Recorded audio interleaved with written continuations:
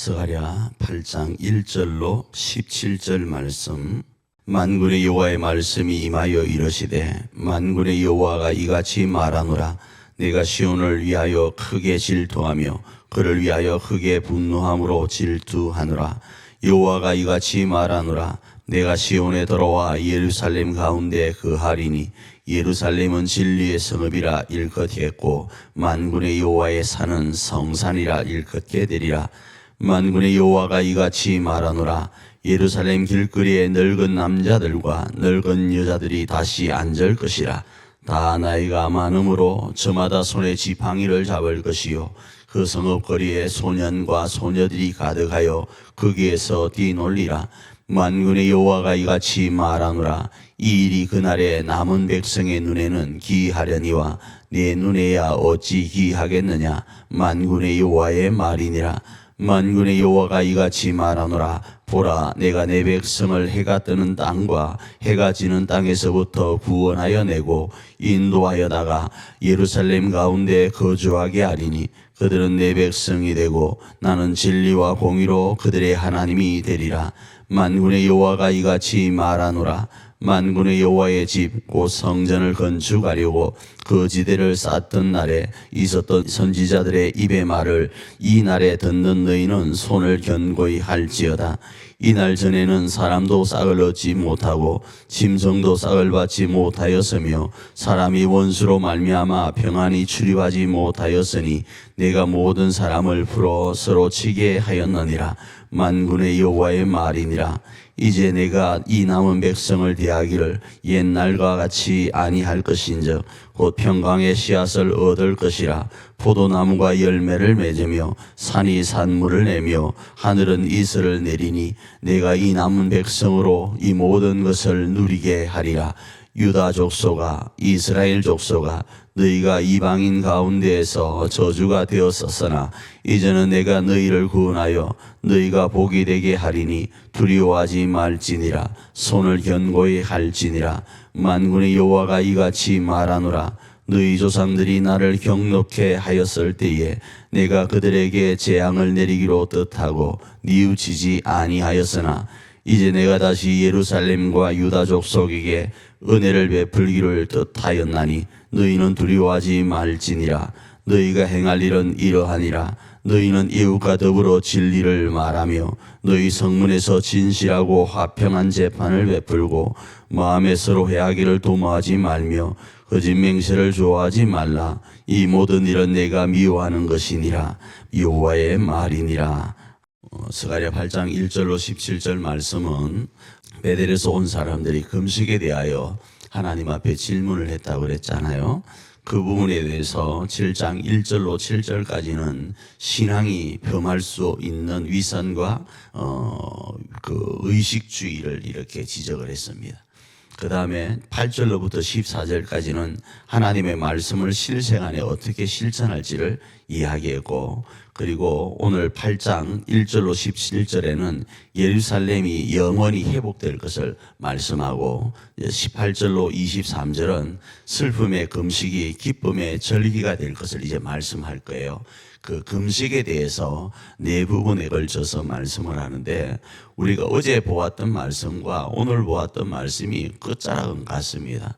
어제 제가 네 가지로 말씀을 생활 기준을 말씀드렸잖아요.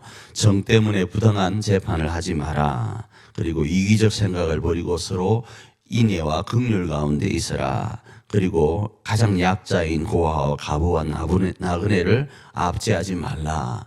그 다음에 네 번째, 남을 대하려는 계획 자체를 세우지 말라. 이런 말씀을 드렸는데 오늘 동일하게 또 이 말씀이 17절 부분에서 나오지 않습니까?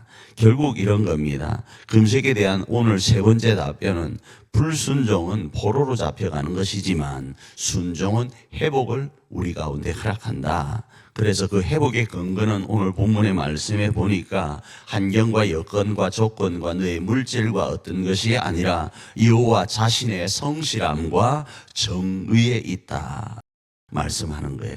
그 속에서 이제 그렇게 하나님께서 허락하신 그 회복의 근거를 가지고 이스라엘뿐 아니라 예루살렘이 살아갈 때 그 예루살렘 안에는 하나님이 거하시는 거예요.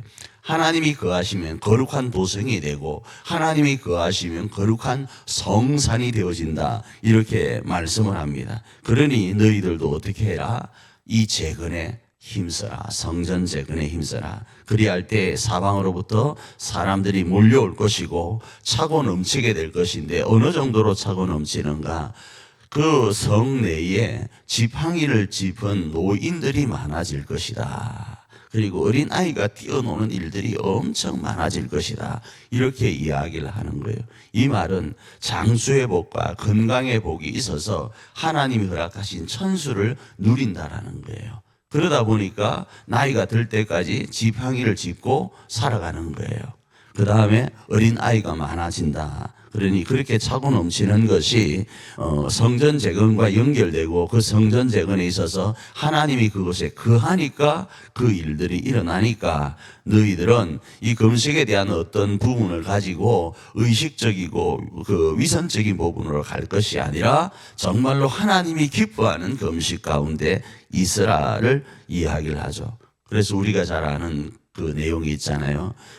나의 기뻐하는 금식은 흉악의 결박을 풀어주는데 그 금식이 뭔가 하면 밤 굶는 금식이 아니라 흉악의 결박을 풀어주는 것이 금식이라는 거예요. 오늘도 압제당한 자들을 돌아보고 위로하는 것이 하나님이 기뻐하는 금식이라는 거예요. 근데 금식의 용어가 좀 우리가 생각할 때 금식은 말 그대로 밥을 먹지 않는 것 아닙니까? 먹는 그것을 금하는 것 아닙니까? 그런데 그게 목적하는 바가 뭐냐 이겁니다. 그 목적하는 바는 하나님의 말씀에 뭐 하는 거예요? 순종하는 거라는 거예요. 그 순종은 다시 말하면 좀 다른 하나님의 뜻을 이야기한다면 오늘도 고아와 가부와 나그네를 돌아보는 거예요. 압제하지 않는 거다 이겁니다.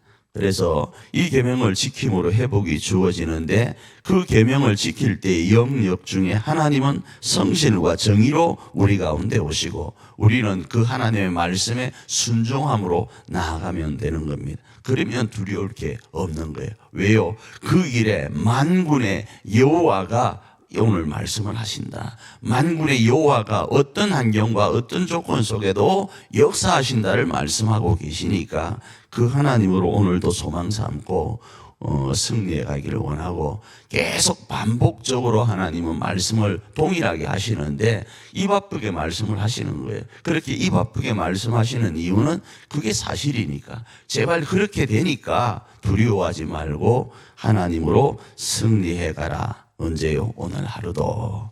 이 말씀 부여잡고 오늘도 승리하며 주의 뜻을 이루어가는 저와 여러분 되기를 축복합니다.